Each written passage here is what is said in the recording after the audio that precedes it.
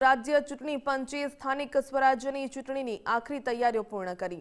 તાલુકા જિલ્લા પંચાયત તથા મનપાની અનામત બેઠકોની ફાળવણી કરવામાં આવી।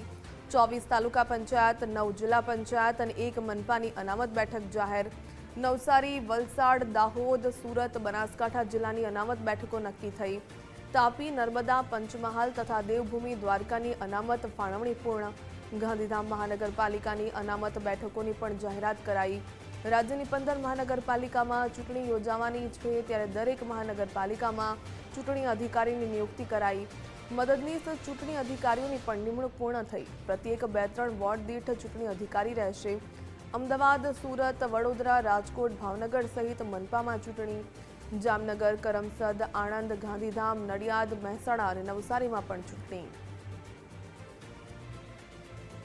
વધુ વિગત મેળવીએ સંવાદદાતા નિકુંજ જાની પાસેથી। નિકુંજ, જે પ્રકારે 24 તાલુકા પંચાયત અને 9 જિલ્લા પંચાયત અને 1 મનપાની અનામત બેઠક જાહેર કરવામાં આવી, આ સંદર્ભે વધુ શું વિગત?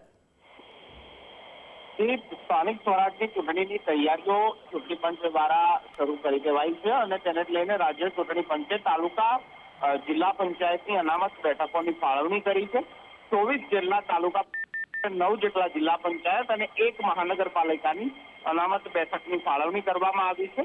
આ ઉપરાંત 15 જેટલી મહાનગરપાલિકાઓની અંદર ચૂંટણી માટેની પણ તૈયારીઓ શરૂ થઈ છે, જેમાં ચૂંટણી અધિકારીની નિયુક્તિ રાજ્ય ચૂંટણી પંચ દ્વારા કરવામાં આવી છે। મદદની ચૂંટણી અધિકારીની પણ નિયુક્તિ કરવામાં આવી છે। પ્રત્યેક 2 અથવા 3 વોર્ડ દીઠ ચૂંટણી અધિકારી જે છે તે કાર્યરત રહેશે, તે પ્રકારની નિર્ણય ચૂંટણી પંચ દ્વારા કરાયો છે।